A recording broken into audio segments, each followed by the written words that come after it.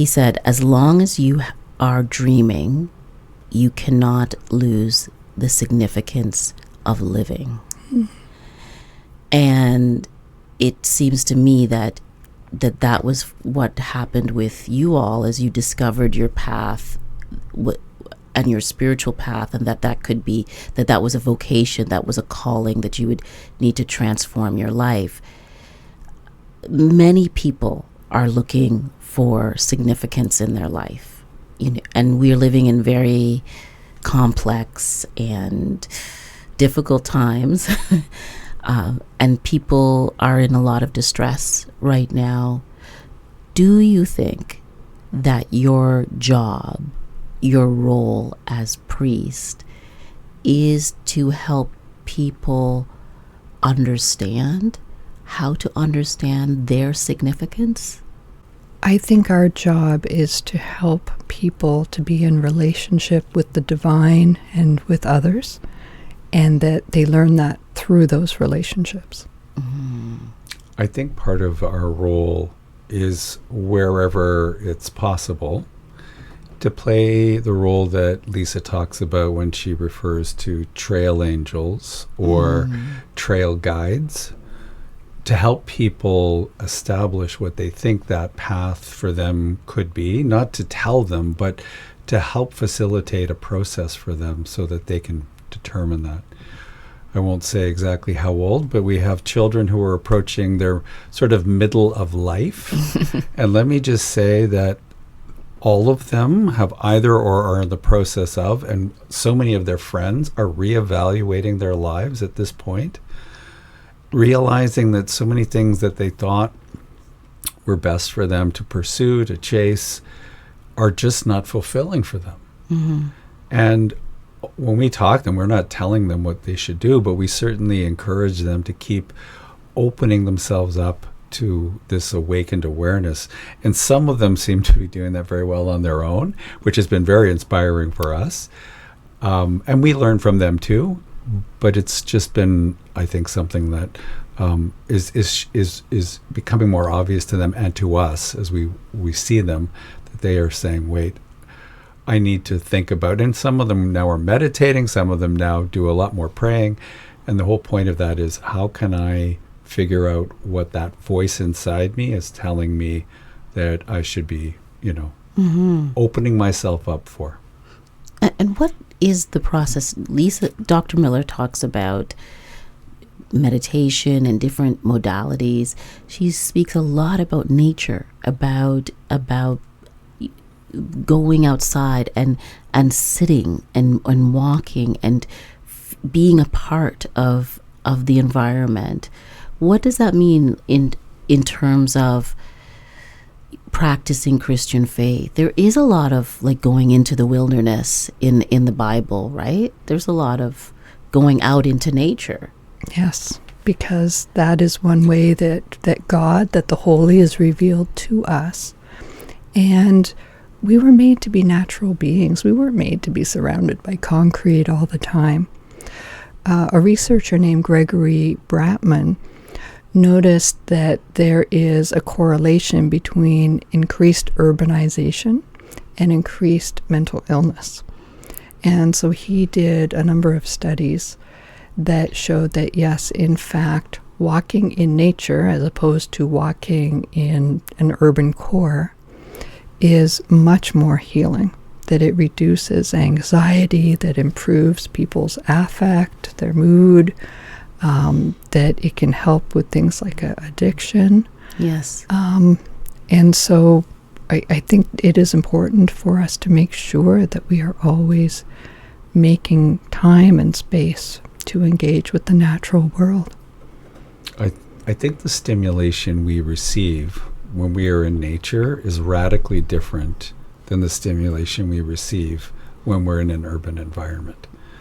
So instead of the constant bombardment of sound and people and that sort of thing, you're just dealing with nature. And I think that allows for us to be more aware, awakened, yes, than we are when we're in an urban environment, when we are surrounded by people and vehicles and buildings and technology and all of those things. I don't think it's. I don't think it's an accident that when people are best, feel best. Like you go for a retreat, for instance. Yes. It's not going to be in a concrete jungle, right? You're going on a retreat in a quiet, usually natural place. Yes. Because that way you're able to reduce all of that stimulation that you're receiving. Yes, the sound, the vibration, the noise, the things that inflame you. It's why your heart rate and your blood pressure are higher in those urban environments than it is when you're in a natural environment. Right. And we have some wonderful Christian examples. You have someone like St. Francis of Assisi who demonstrated for everybody that just all he wanted to do was be alone in nature with animals and with trees and so on, because that would be a wonderful calming place, but it would also be a way that he could connect with the divine most easily. We've been chatting a little bit with a few friends from the church and letting them know that we're creating this podcast, this space. And so a few people have reached out and asked me, well, I'd like to ask a question that maybe I wouldn't ask in person for whatever reasons. And so do you think I could ask you a couple questions that I've had a couple parishioners share with me? Of course, I am happy to make up answers anytime. Okay. And if this is less scary for them, absolutely. Yeah. I didn't know I was so scary. But no, I don't think it's about you being scary, either of you. I think you're not at all scary. I think it's about being self-conscious. Mm-hmm. I think it's about people feeling like, is there something not right with me for wondering about this? Does everybody else get this, but I don't? Mm-hmm. And also because, often, unless you make an appointment to see one of you privately, you're typically there with other people. Mm-hmm. And so sometimes you don't want to share your most intimate concerns or worries. So one of the questions is a parishioner who is struggling with depression, and they have a kind of shame about feeling depressed, right? They said they feel ashamed about being depressed. They feel as though they have so much, but they don't know why they're depressed. And then the other part of it is that they are perpetually worried about what's happening in the world. So they've stopped watching the news, and then they're worried about not watching the news. and then they feel bad about the fact that they feel this sadness. So I thought maybe both of you could answer. So you're inviting us to provide some guidance Yes. to that person? Based on what we observe in chapter 14. Mm-hmm. So we know from numerous studies that mental health challenges often result from a lack of spiritual practice and a lack of spiritual connection. We find that in order to be open and awakened to the world and to be healthy, there are certain practices in which we can engage. Prayer is one. Prayer is building our relationship with the divine. Singing, engaging in creative pursuits, whether it's artwork or musical, whether it's dance, writing poetry, walking in nature, which we've talked about, meditation, that's my personal go-to.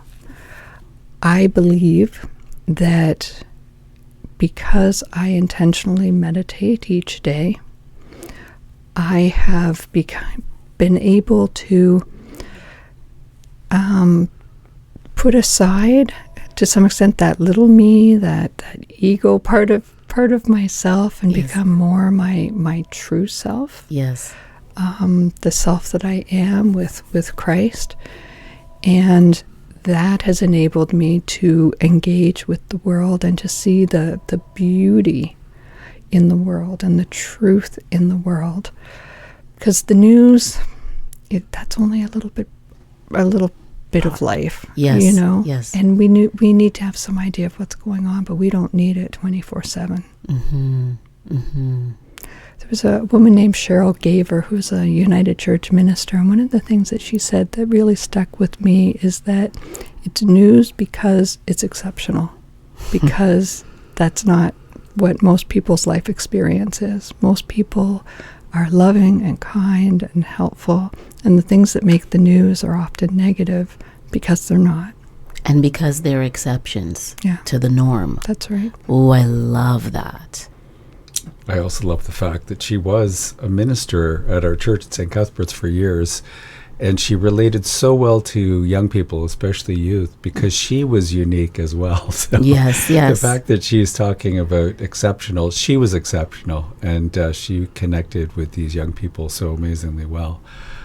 The only other thing I might add to what Sue-Ann said, because I think she said almost everything that I could think of, was that people who are struggling with life and are feeling depressed, or at least feeling down, we did talk before about engaging in community, but healthy community, and doing things that are helpful to other people. Altruism can really be helpful when people have that sense of being overwhelmed, because you're first of all, you're getting out of yourself, and second of all, I think all of us respond well when we help others, and we know that. We just had a dinner for the Kerr Street Mission last week, and everybody who was engaged in that just felt so uplifted after they had engaged in that activity, partly because they were connecting with neighbors they would otherwise never connect with. And just that they worked together as a community as well, so they got to know each other better. But it just took them away from what they had been dealing with every day, all day. But it put them in a very healthy space, doing something very helpful for people who really needed their help. Well, it makes you feel alive, and to feel and see someone else benefiting from your service. That does not cost money. It costs your time and your presence. I think people feel good when they do that because they feel like they have a real sense of purpose. Yes. They have a worthiness of value, because what I just did helped these other people in a really important way. Therefore, I feel much better about me. I think it's also about living in the now. Yes. When you're engaged in assisting somebody else, you're paying attention to who they are in the moment, their current situation. And spiritual practices are designed to keep us in the current moment, to allow us to let go of what we might have been ruminating about, all those things that we lamented that we should have done differently, could have done better, whatever, or worrying about the future, what might happen. Which likely won't, but what might happen. Yes, and that you can't control. And that you can't control. But to stay in the present, I mean, that's where our comfort is. That's where we can experience joy and peace. And I think that part of the reason why nature is so healing is because when we're in nature, we're often in the moment. We're marveling at the beauty of the flowers and how birds can fly and the majesty of the trees and how everything works together. Yes. So we're not ruminating and we're not worrying. We're living in the moment. In the moment.